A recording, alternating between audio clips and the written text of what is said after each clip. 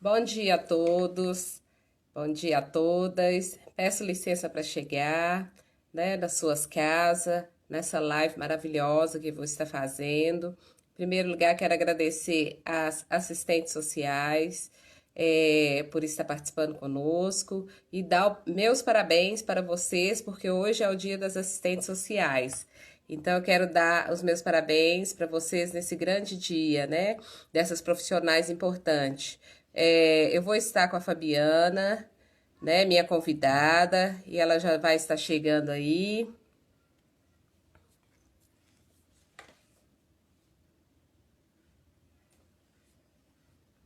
Fabiana que vai estar chegando aí para estar conosco nessa manhã maravilhosa.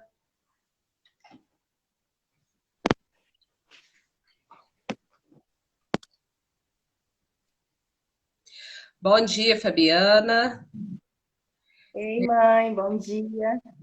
Seja bem-vinda na nossa primeira live, né? Uma live de mãe e filha, mas agora nós somos duas profissionais, né?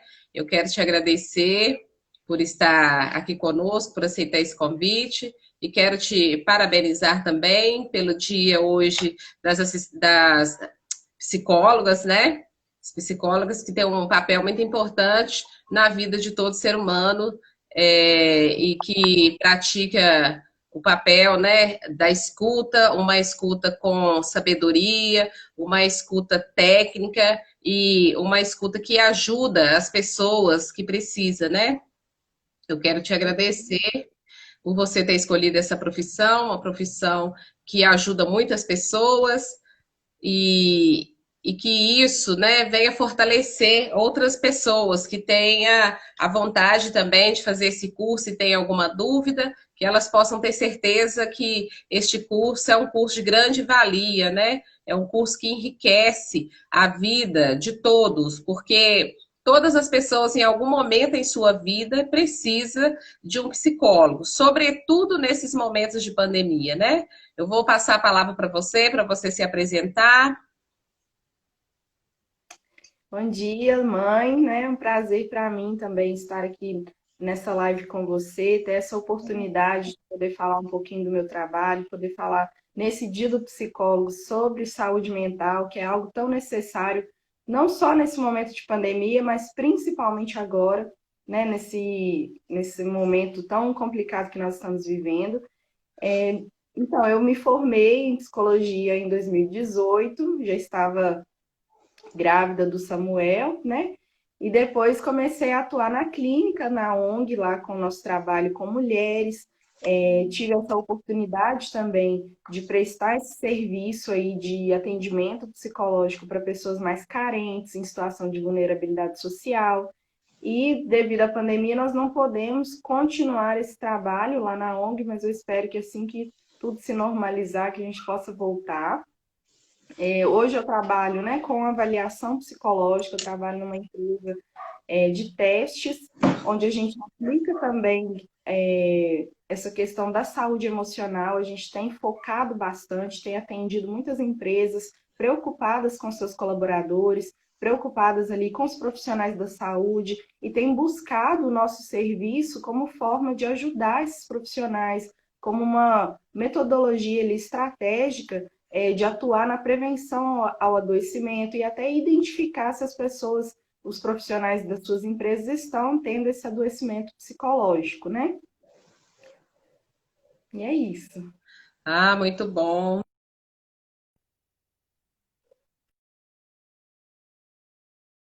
Está sabendo, né, dessas informações que são muito importantes. Fabiana, sem muita demora, né, porque o nosso tempo aqui é curto. Eu quero agradecer a presença de todos que entraram, Matheus, meu genro, genro querido. Quero agradecer a Célia, a Leilane, a todos que estão presentes nos assistindo hoje. E dizer para você que se não der, né, para alguém assistir, que nós vamos estar também no YouTube, esse material vai estar disponibilizado lá. Depois, para alguém, se quiser assistir, vai estar disponível no YouTube. Hoje, né, como é o dia das psicólogas, é um dia bem propício para podemos estar falando desse dia, você está nesse dia, né? Eu gostaria de saber, Fabiana, em relação à pandemia, como que se encontra a saúde da população, né? Como um todo, da população, no geral, a saúde mental dessas pessoas, como que tem se encontrado essa saúde mental das pessoas durante, a quarentena? Bom, a quarentena foi um evento muito novo, né? Uma novidade para todos nós. Acho que a nossa geração não esperava passar por algo dessa magnitude, né? De ter que se isolar em casa, de ter um vírus altamente contaminante, que traz aí também uma letalidade muito grande. Então, no início dessa quarentena, nós ficamos com dúvidas a respeito do que era isso, ficou um temor muito grande dessa doença. E nós tivemos bastante medo. Logo no início, né, se alastrou um medo muito grande daquilo que seria essa pandemia. E nós ainda não tínhamos o entendimento da gravidade, da magnitude, do período que isso iria durar aí no nosso país. E ao passar do tempo, a gente foi vendo que isso iria permanecer por mais tempo, então começamos a ficar mais angustiados. Tivemos que ter aquele período do isolamento em casa, né? Quem pôde se isolar, porque nós temos, não podemos pegar o sujeito, pegar o ser humano, e recortá-lo da sua realidade. Então, nós temos pessoas que puderam se isolar em casa, né? E existe aí um privilégio nisso, de poder se manter dentro de casa. E tivemos os profissionais que não puderam parar, que precisaram ir para frente dessa batalha contra esse vírus, como os profissionais da saúde, vários profissionais da limpeza, né? E nós temos aí nessa classe também a população negra, que foi muito afetada por essa situação, que já é uma população desassistida, né, politicamente, já não há aí uma grande assistência política para essas pessoas. Então, as pessoas negras, elas tiveram um impacto muito maior, porque a maioria de pessoas negras, né, não tem estudo suficiente para ter trabalhos que permitam que elas permaneçam em casa. Então, elas são a grande maioria das pessoas que estão ali na área da limpeza, na área da produção, que vão, de alguma forma, prestar os serviços essenciais nesse momento. São várias técnicas de enfermagem, são enfermeiras, né, a grande maioria também mulheres. Então, nós temos dois tipos de população que sofreram impactos diferentes. Existe aquela população que pôde ficar em casa, e aí os problemas são mais voltados para essa angústia do isolamento, a saudade ali dos familiares, o medo de ir para a rua e pegar a doença. Então começa a ter uma ansiedade também. Ah, será que eu vou? Será que se eu for na rua eu vou me adoecer? Eu vou passar isso para minha família? Então tem um temor e começa a ter uma angústia de ter que ficar somente em casa. E tem um outro recorte da população, que é esse que precisa estar nas ruas, que precisa, de alguma forma, né, se expor mais ainda ao risco e que precisaram criar estratégias de cuidado para não levar esse vírus para casa, para não se contaminar. Então, eles trouxeram aí algumas estratégias que não tiraram a ansiedade, porque o medo ele existe, as pessoas são racionais, elas entendem que a pandemia é uma coisa séria, é uma coisa grave, e que ela está sujeita, está suscetível ali ao adoecimento pela pandemia, pelo coronavírus, né? Mas também tem o medo, tem a ansiedade, tem a preocupação. Então, nós temos esses dois grupos de pessoas que podem adoecer dessas formas, mas isso não precisa necessariamente ser visto como doença. Né? Nós, como psicólogos também, nesse momento, não podemos patologizar todos os sentimentos, todas as sensações, transformar isso em doença. Porque as condições de vida de cada uma das pessoas vai ser produtora ali de sofrimento mental, de sofrimento psíquico, principalmente da população negra, que tem uma exposição aos riscos de forma geral. Ah, muito bem. A Cel Maria, a Cel Maria, não, a Célia Maria perguntou para gente, para você, né, está fazendo um questionamento de que muitos enfermeiros, muitas pessoas saem para trabalhar, mas não sabe como vai voltar, né? Então, essa mente mesmo realmente não vai ser a mesma mente de uma pessoa saudável que sai para trabalhar e despede de sua família e fala até mais tarde, ou se ela realmente volta, né, até mais tarde, como ela vai voltar para essa casa, uma vez que ela não sabe, porque ela não tem amparo, né, do nosso sistema, do governo, para dizer para ela, olha, fique em casa, né? As pessoas que são do grupo de risco fiquem em casa e se resguardando, porque a vida importa mais, né? Então, essas pessoas já voltam com a sua mentalidade. Puxa vida, hoje foi um dia cansativo, eu trabalhei demais. Muitos casos de coronavírus dentro do hospital, dentro do posto de saúde, seja na área da saúde onde ela trabalha, né? Um órgão público, ou que seja privado também. E ela não sabe como que ela vai voltar para casa, se ela voltou contaminada, né? E se vai contaminar essa família. Então, realmente, não tem como a gente ter uma mente saudável num momento tão difícil, tão escuro que nós estamos vivendo. Nós estamos vivendo dentro de um contexto, Fabiana, onde nós temos 11 milhões, 11,6 milhões de pessoas desempregadas. E a maioria dessas pessoas desempregadas é a população negra, né? Nós temos 38,2% de pessoas atuando no mercado informal. Essas pessoas sem ter também nenhum tipo de segurança, de proteção, de segurança, né, que o governo oferece aí, por exemplo, se a pessoa está trabalhando, ela está de carteira assinada, ela vai ter uma segurança financeira se ela sair do trabalho ou se ela precisar se afastar, ela vai receber um benefício, se ela é mandada embora, ela vai receber o seu seguro-desemprego. Então, esses 30 milhões de pessoas que estão trabalhando na informalidade, essas pessoas não têm segurança nenhuma, são pessoas que estão totalmente vulneráveis na rua e sozinha, porque não tem ninguém que cuida dessas vidas, né, dessas pessoas, quanto o Estado, né, quanto o sistema, quanto o governo federal mesmo com esse auxílio que ele tem oferecido aí, as pessoas têm se colocado em risco por falta de ter uma renda fixa, uma renda básica que venha proteger essas pessoas, dizendo, fique em casa. Como que essa população vai ficar em casa se a maioria delas faz parte dessas pessoas desempregadas? E se a maioria dessas pessoas, nós temos no Brasil 60 mil 60 mil pessoas que são da pele negra, são pessoas negras e que estão em situação de rua. Então, como que essa pessoa vai se proteger dentro de uma pandemia se não tem como ela se proteger vivendo em situação de rua? Né? Não são todos os governantes que têm criado banheiros, forma delas lavar a mão, oferecer sabão, e mesmo assim, tudo isso é muito pouco. A falta de moradia, e uma falta de moradia com saneamento básico, né? Uma moradia que venha oferecer condições adequadas para essa pessoa estar morando, também coloca essa pessoa em risco, né? Exatamente.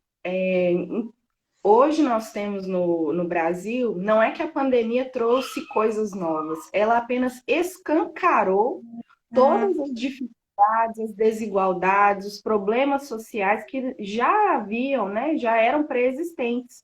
Então, nós temos hoje um contexto de desigualdade social muito alastrado, muito exacerbado no país, porque demonstra aí essa falta de assistência, essa falta de políticas públicas, essa falta de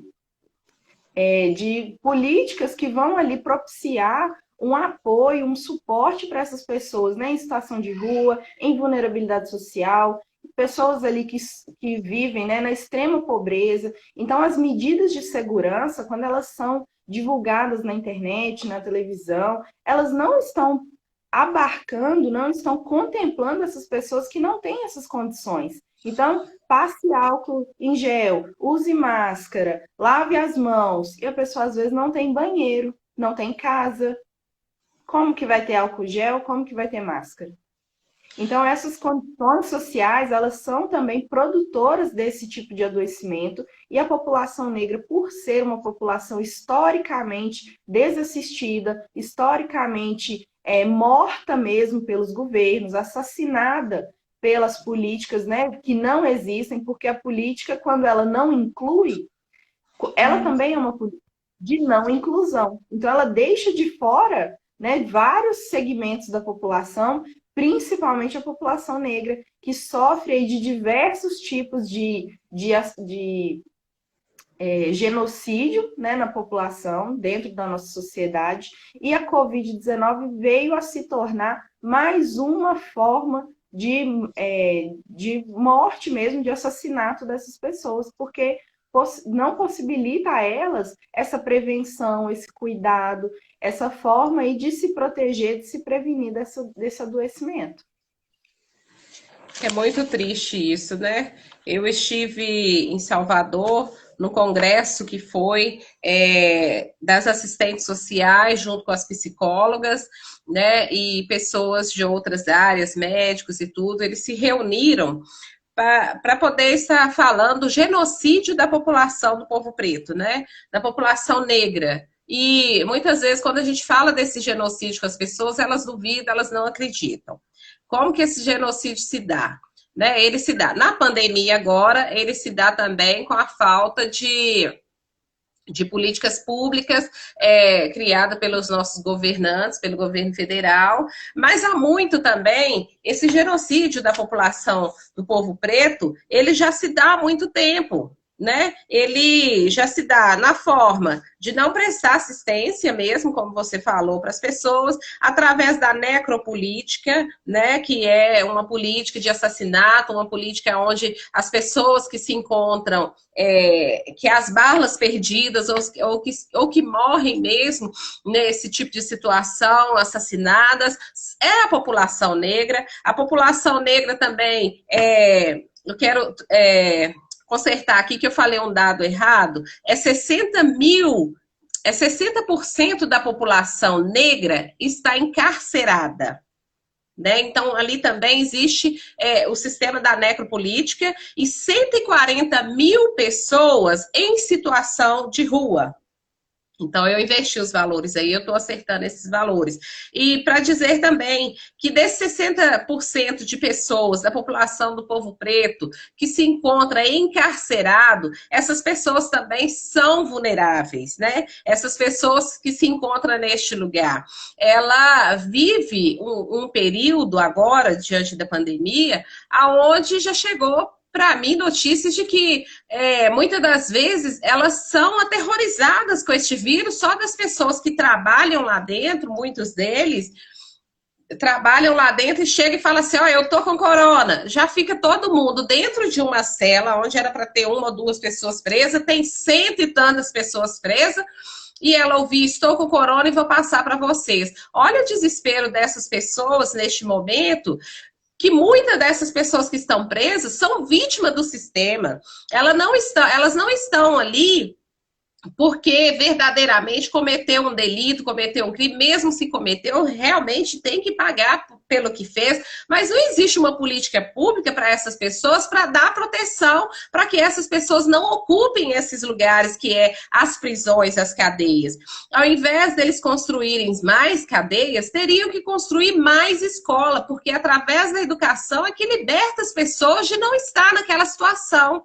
Mas uma situação onde só a população negra se encontra dentro dessas cadeias. Né? Então, de 100%, 46,2% da população não estão ocupando esse lugar. E a maioria são pessoas brancas. Então, assim, existe esse genocídio da população negra em todas as áreas, né? Em todos os lugares. O fato delas estar morando em favelas, o fato delas ser 38 mil pessoas atuando de uma forma informal no mercado de trabalho, o fato de ser 60% dessa população está nas prisões, né, está em situações vulneráveis de risco, e 140 mil pessoas sendo moradores em situação de rua, nós temos um problema muito grande, né? Eu quero mandar um abraço também para a Thaís, sua prima, nossa sobrinha querida, que está lá em Portugal. Um beijo para você, Thaís, muito obrigada. Ela diz que sente orgulho, né? E parabéns pela nossa atitude e o cuidado com as pessoas. Eu quero agradecer a todos que estão participando. Mande a sua pergunta, se você tem alguma dúvida, né? Nós estamos aí para responder mesmo a sua dúvida. É um assunto pertinente, é um assunto para a gente poder estar conversando sempre. Não dá para deixar de falar desses assuntos, já que essa é uma pauta que eu carrego eu como uma mulher negra, uma mulher periférica, uma mulher que já vivi nesse lugar e ainda vivo nesse lugar de vulnerabilidade, né, social, porque como uma mulher negra, eu não tenho um emprego, né, remunerado, eu não tenho uma renda fixa,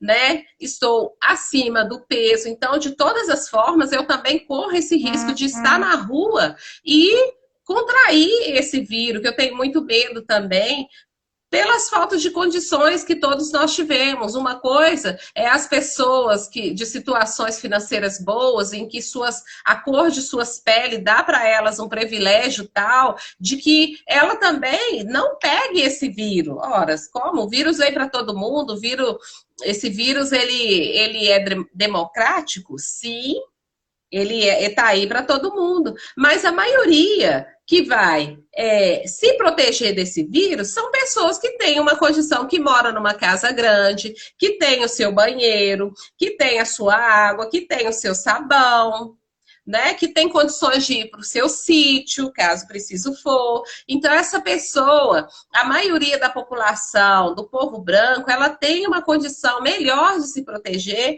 dentro dessa pandemia, porque ela tem os privilégios dela. Embora nós temos muitos médicos, muitas pessoas da área da saúde que se encontram dentro dos hospitais e nós estamos perdendo os nossos médicos, nossos enfermeiros, pessoas da área da saúde para esse vírus terríveis, porque dentro do sistema brasileiro, né, dentro dos nossos, o nosso governo propriamente dito, o nosso governo Bolsonaro, ele não me governa, tá, gente? Só para deixar claro isso, mas é um sistema, ele não dá proteção para essas pessoas da área de saúde, né? E isso causa um adoecimento de qualquer tipo de população nesse sentido. Tanto essas pessoas da área da saúde, que precisa sair de suas casas todos os dias, que está na linha de frente, quanto essa população do povo negro que nós acabamos de falar, como o restante mesmo da população, corre esse risco de contrair esse vírus, mas são poucos que dão importância para o tamanho da gravidade que esse vírus vem trazendo para a gente, né? Isso, nós temos hoje nos profissionais da saúde, no início da pandemia, eles sofreram uma sobrecarga de trabalho que não foi divulgada também, né? Ficou muito subnotificada as condições de trabalho dos profissionais da saúde no início. Então, eles começaram a presenciar ali sentimentos de ansiedade extrema, às vezes até crise do pânico. Por mais que eles estudaram para vivenciar esse momento, né, se preparam a vida toda para trabalhar ali com cuidado, agora a morte estava muito mais próxima deles. Eles não teriam apenas que salvar os pacientes, eles têm que salvar a si mesmo. Então, essa angústia, esse medo da morte, trouxe para eles uma angústia também, nesse sentido de que eu posso morrer aqui dentro da minha profissão e posso passar isso para minha família. Então, se tornou um sentimento ali de medo, de falta de condições de se prevenir, de se proteger contra isso, de proteger a própria família. Então, os profissionais da saúde, eles passaram por momentos muito difíceis, até ter o conhecimento ali da doença, porque essa falta também de informação, essa falta de tratamento adequado para a Covid no início, trouxe também questões assim, de como lidar com aquilo, né? Então, a incerteza do futuro, a incerteza do tratamento também gerava muita angústia nessas pessoas. E agora, né, nós temos visto alguns estudos demonstrando que os profissionais da saúde estão conseguindo lidar melhor com o seu trabalho, devido também ao conhecimento maior sobre a doença, sobre o tratamento. Eles já conseguem lidar melhor, né, com os pacientes que chegam com a Covid, conseguem ali fazer tratamentos mais eficientes, embora ainda haja essa falta de equipamento em muitas localidades, né, a gente tem aí um tratamento mais assertivo na Covid que tem gerado menos mortes, o nível de mortalidade está diminuindo, apesar da contaminação ainda permanecer, né, se proliferando, se alastrando por todo o país, a letalidade do vírus tem sido diminuída pela facilidade, né, pelo conhecimento que os profissionais da saúde têm conseguido atribuir ali a sua atividade. E eu queria falar um pouquinho, mãe, sobre essa questão que você disse da falta de política para a população negra. Nós temos visto a realização de várias festas, vários bailes, né, que ainda acontecem em diversas cidades. Tem acontecido um movimento dessa população mais pobre, também em populações de classe média, alta e rica, que realmente não está nem aí, porque pensa que se contrair o vírus vai ter um tratamento, tem ali um privilégio, tem um plano de saúde, tem uma política que o protege em caso de adoecimento. E na população mais pobre, principalmente os negros, nós temos visto essa realização, essa banalização da doença. Mas isso não é um movimento consciente, não é algo que as pessoas negras, pretas fazem. Eu vou fazer isso porque eu não estou nem aí para esse vírus. Não é nesse nível de racionalidade, de consciência que isso está acontecendo, mas é no sentido de que a Covid se tornou mais uma das formas que matam as populações negras. Então, ela tem várias possibilidades ali de ser assassinada pelo sistema e a Covid se tornou mais uma. Não é algo especial, a Covid não é um movimento ali diferente da realidade que essa população negra já vive.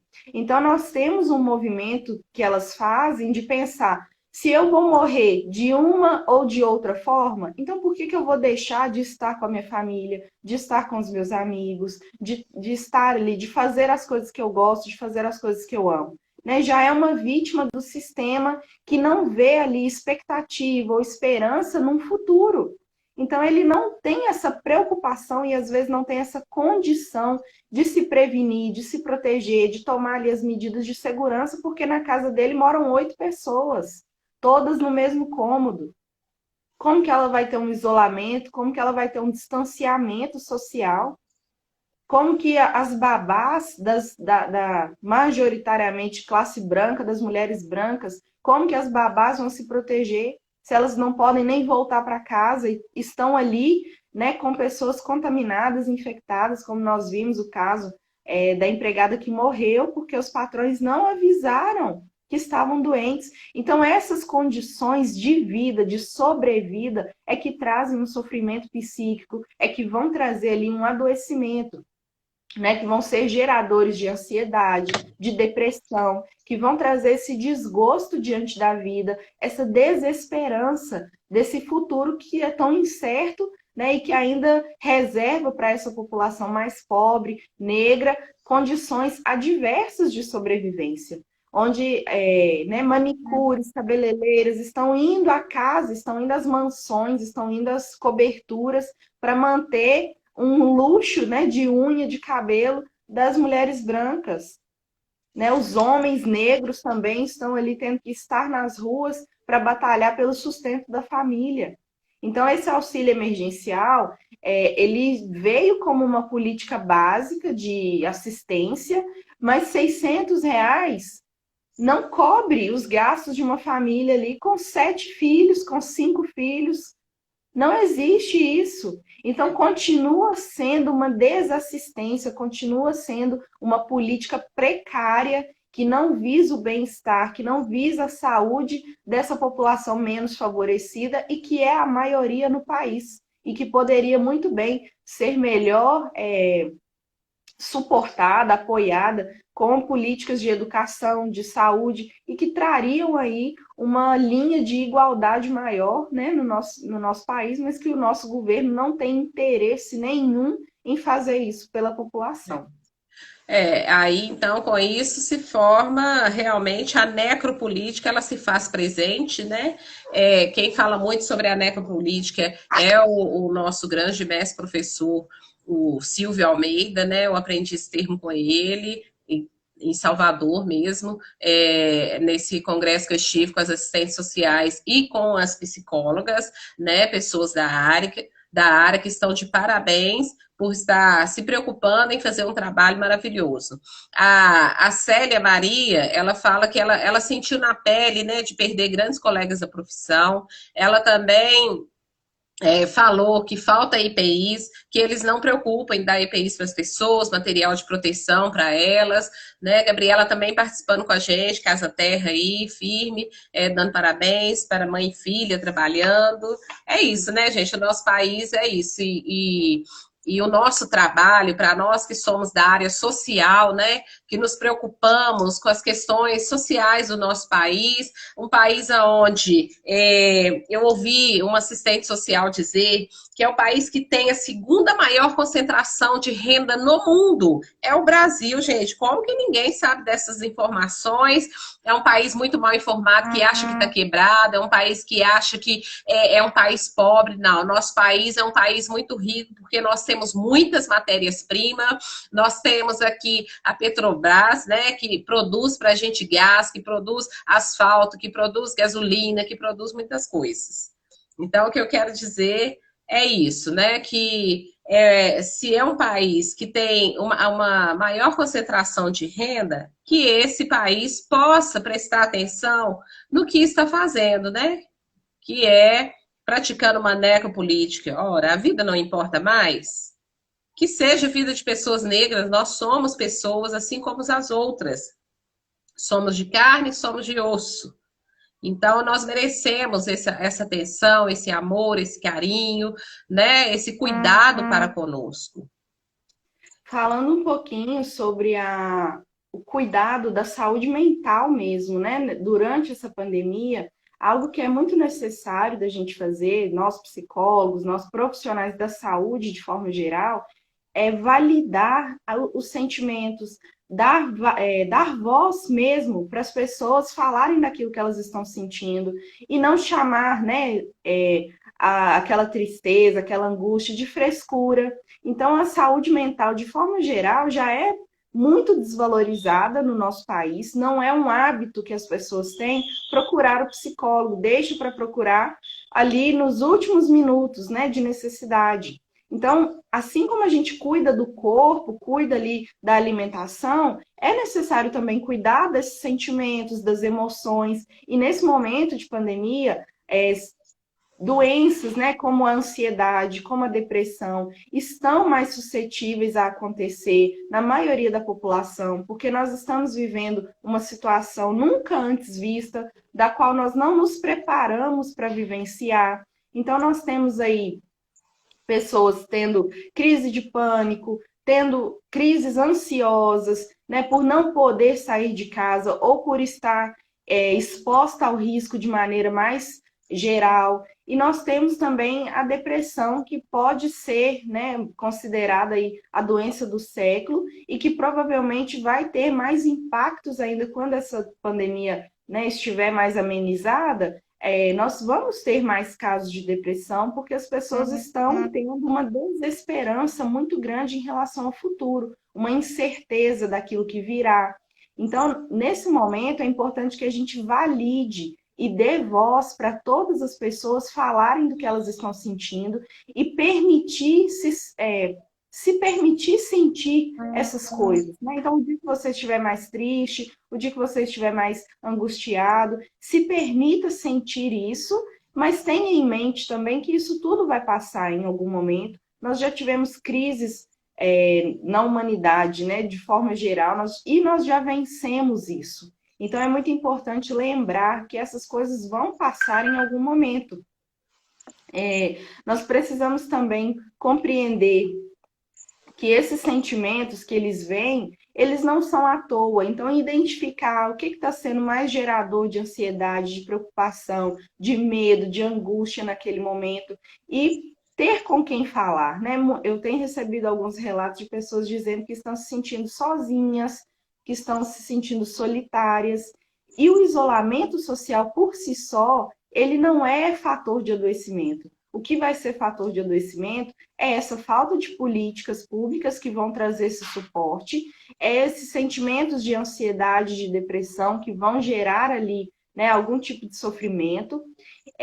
Mas a solidão que as pessoas estão sentindo é a desconexão com as outras pessoas. Então, o fato só de estar isolado não traz essa solidão, né? Porque a gente tem aí a tecnologia que pode nos aproximar, temos aí as redes sociais que podem ser um meio também de ter um diálogo, de ter uma conversa. Existem vários sites de psicologia, vários conjuntos de psicólogos, né? Grupos de psicólogos que estão se unindo para dar esse suporte, esse apoio psicológico nesse momento de pandemia, de forma gratuita também, porque nós sabemos que é um serviço ainda muito elitizado no Brasil, onde poucas pessoas têm acesso, né, à terapia, ao psicólogo, de forma sistemática. Então, nós temos tido aí alguns grupos que estão se disponibilizando a atender voluntariamente. Então, se você está se sentindo muito ansioso a ponto disso paralisar as suas ações, porque assim, ansiedade todos nós temos em algum momento, né? É um sentimento normal. Nem todos os dias a gente está feliz, né? A gente vai ter ali dias de tristeza, dias de angústia, mas quando isso começa a paralisar as nossas ações, começa a ter um impacto nas suas atividades diárias, você começa a não querer levantar da cama, começa a querer não fazer mais nada daquilo que te traz prazer, que te traz alegria, isso é um ponto de preocupação, isso é um ponto ali de atenção, onde está sendo necessário procurar alguma ajuda. Muito bem, Fabiana. Eu acredito que nós já estamos caminhando para o final, né, dessa live. Samuelzinho, meu netinho querido, tá ali batendo na porta.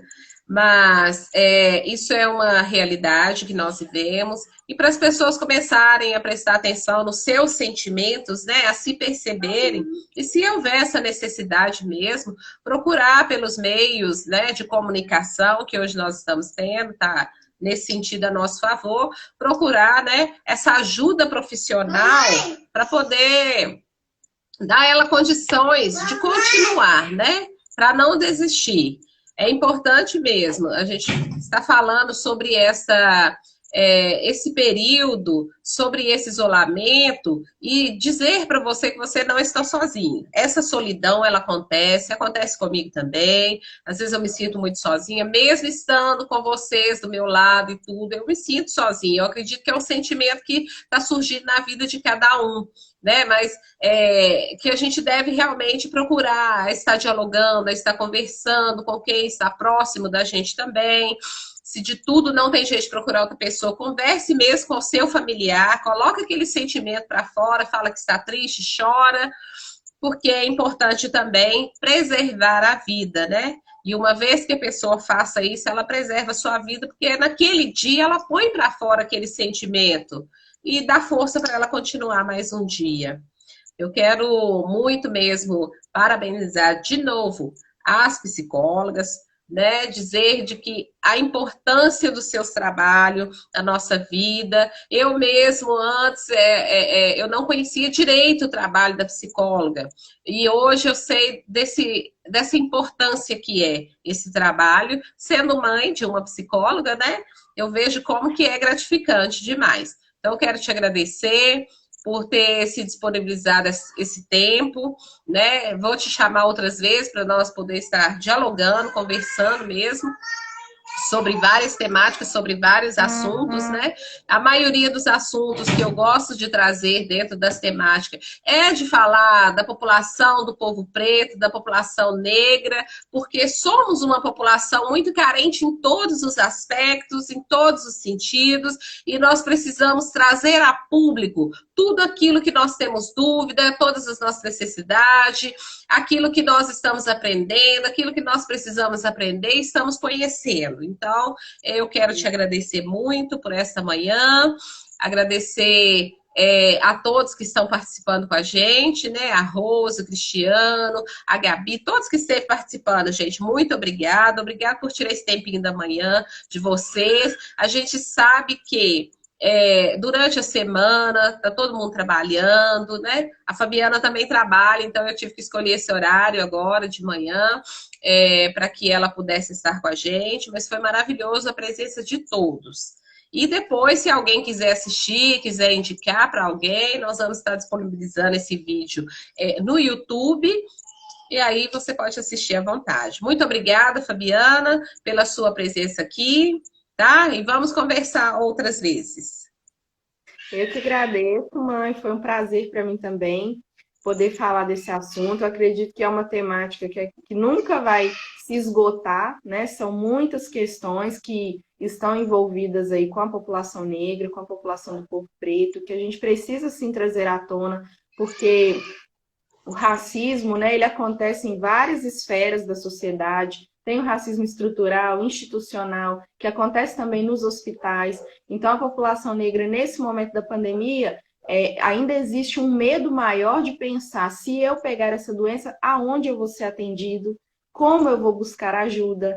Quem vai me... né, assim, qual instituição eu vou buscar se eu não tenho esse apoio, se eu não tenho esse acesso? Infelizmente, o SUS é muito mal gerenciado para as pessoas que realmente precisam, né? Então, nós não temos essa facilidade de acesso ao SUS como deveria ser.